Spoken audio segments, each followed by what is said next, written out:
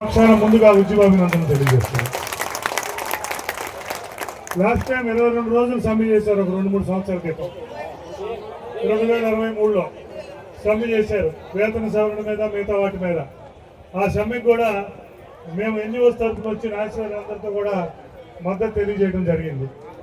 2023లో ఏ సమస్యలు ఉన్నాయో, 2016లో ఏ సమస్యలు ఉన్నాయో, 2020లో ఏ సమస్యలు ఉన్నాయో, 2025లో కూడా అవే సమస్యలు ఉన్నాయి.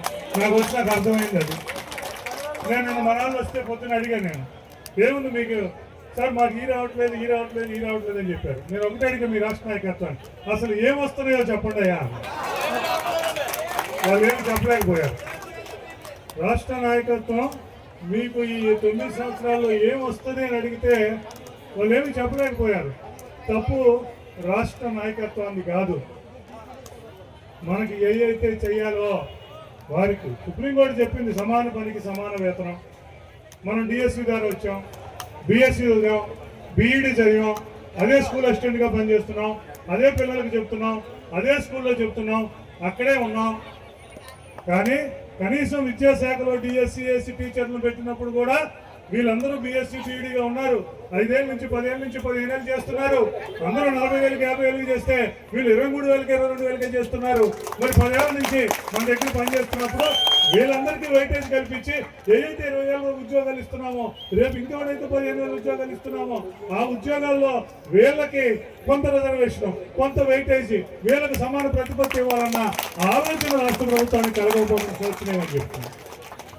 కలగకపోవటం వల్ల అన్ని క్వాలిఫికేషన్స్తో ఉన్నాం, అక్కడే ఉన్నాం. చూస్తున్నాం ఈ రాష్ట్రంలోని ఉద్యోగులందరికీ ఒక్క ఉద్యోగి కూడా వెళ్ళి రాష్ట్ర ప్రభుత్వాన్ని అడగకుండా 60 నుంచి 62 సంవత్సరాలు చేశారు. కానీ అయ్యా మాది 62 సంవత్సరాలు అని చెప్పి ఇన్ని వేల మంది ఇంక్లూడింగ్ లేడీస్తో సహా ఇక్కడ కూర్చోవలసిన పరిస్థితి. మినిమం టైం స్కేల్ ఉన్నాయి. మినిమం టైం స్కేల్ మేము అంతా రెగ్యులర్ మిగతా డిపార్ట్మెంట్స్ అన్నింటిలో ఉంటాం. వాటిల్లో ఉన్న వాళ్ళందరికీ ఎంటీఎస్ 5 జీవో ద్వారా ఎంటీఎస్ చేసి ఎవరైతే మీకు ఎంటీఎస్ లో ఉన్నారో వాళ్ళందరినీ బయటకు తీసుకొచ్చారు. మొట్టమొదటి దెబ్బ అక్కడ తగిలింది మనకి. ఆ తర్వాత ఒక క్లస్టర్ విధానం, మీరు అందరినీ ఒక క్లస్టర్ అని చెప్పి ఇప్పుడు దాన్ని వివిధ క్లస్టర్స్ చేసి వాటందరినీ డిఫర్ చేస్తున్నారు. రెండవ దెబ్బ, ఎవరికైనా మగవారికైనా ఆడవారికైనా ఇన్స్టిట్యూషన్కైనా రాష్ట్రానికైనా ఒక నాదుడు ఉంటాడు.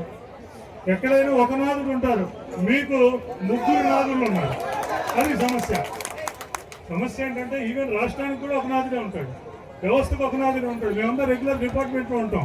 డిపార్ట్మెంట్ ఒకళ్ళే ఉంటారు. ఆయనే చెప్తాడు, ఇంకో వాళ్ళు వచ్చి చెప్తే దాని వెంక కూడా మనం చూసేది ఉండదు. కానీ మనకు 3 నాదులు ఉన్నారు. ఏ నాదుడు ఆ నాదుడు నేనే నాదుడిని, నేను చెప్పింది చేయాలంటాడు. ఇంకో గంట తర్వాత ఇంకో నాదుడు వచ్చి నేను చెప్పింది ఆ నాదుడి సంగతి నాకు అనవసరం అంటాడు.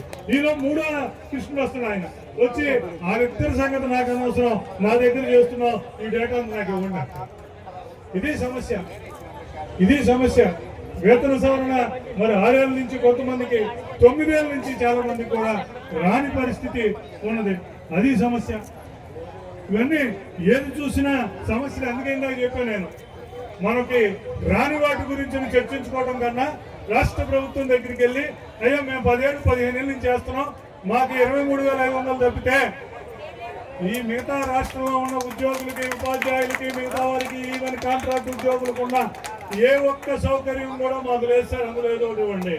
మనం చనిపోతే ఎక్స్గ్రేషన్ అడగాలి, చనిపోతే కంపెన్సేషన్ అపాయింట్మెంట్ అడగాలి, రిటైర్ అయితే 2 సంవత్సరాలు పెన్షన్ అని అడగాలి, దాని ముందు ఈఎస్ఐలు ప్రావిడెంట్ ఫండ్లు ఇవ్వండి అని అడగాలి, గ్రాట్యుటీ అడగాలి. అన్ని అడగటం నేను నేషనల్ గారికి ఇప్పుడే చెబుతున్నా. మేము ఎక్కడికన్నా వెళ్తే, ఏ ఇన్స్టిట్యూషన్ కన్నా, ఏ సమూహానికన్నా, ఏ సంబంధించిన వాటికన్నా వెళ్తే వాళ్ళకి సంబంధించిన 4, 5, 3 సమస్యలు ఉంటాయి. అందులో 1-2 చేర్చగలిగే ప్రయత్నం చేస్తాం, వెళ్తాం, చెప్తాం, తప్పనిసరిగా చేయిస్తాం. కానీ ఇక్కడ చూస్తే మొత్తం సమస్యలే ఉన్నాయి. నేను అదే చెప్తాను, ఇప్పుడు మొత్తం సమస్యలే ఉన్నాయి. చేస్తున్నారు అంటే మార్నింగ్ 9 నుంచి 5 దాకా ఒక రెగ్యులర్ ఉద్యోగి ఏం చేయాలో అవన్నీ చేస్తున్నారు. ఒక రెగ్యులర్ ఉపాధ్యాయుడు ఏం చేయాలో అవన్నీ చేస్తున్నాడు.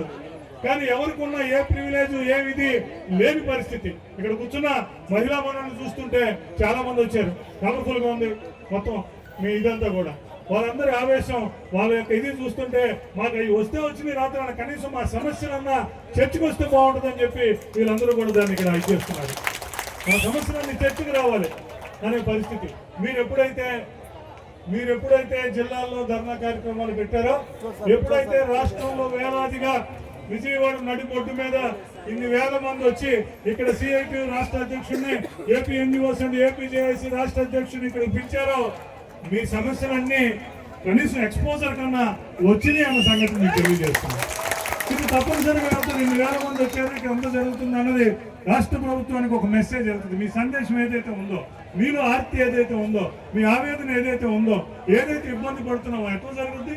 మీ కనీసం 11 PRC కూడా ఇంప్లిమెంట్ చేయకపోతే మిగతా వాళ్ళందరికీ ఇంక్రిమెంట్లు వస్తా, ప్రీవేడిక్లు వస్తా, అన్ని వస్తా, మాకు ఒక్కటి కూడా లేకుండా 23,500తోనే ఇంకొక 4 సంవత్సరాలు నడిపే పరిస్థితి, కుటుంబాన్ని ముందుకు తీసుకెళ్లే పరిస్థితి ఎలా ఉంటుంది? ఉన్నది పరిస్థితి. దాంట్లో చూస్తే మరి ఇక్కడ చాలా ఇబ్బంది అయిన అంశాలు ఒక 20 ఇచ్చారు నాకు.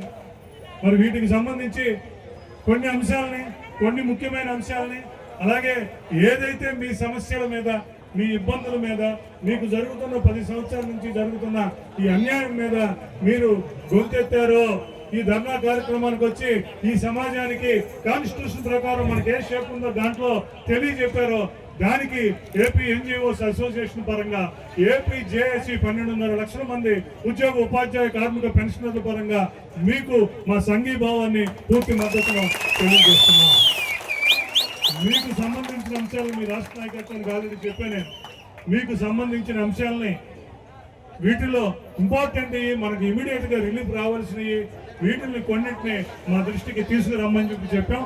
వాటిని కొంత అధ్యయనం చేసి రాష్ట్ర ప్రభుత్వం దృష్టికి వీటికి సంబంధించిన కొన్ని తీసుకుని వెళ్ళి ముందుగా కొంత వెసులుబాటు, తర్వాత మిగతా వెసులుబాట్లు ఒక్కొక్కటి కల్పించే విధంగా మీ సమస్యల్ని రాష్ట్ర ప్రభుత్వం దృష్టికి తీసుకువెళ్లే విధంగా మేము ఉంటామని చెప్పి తెలియజేస్తూ ఈ అవకాశం ఇచ్చిన మీ రాష్ట్ర యునైటెడ్ ఫోరం సభ్యులందరికీ, మీ అందరికీ కూడా మరొకసారి ధన్యవాదాలు తెలియజేస్తూ సెలవు తీసుకుంటున్నాను.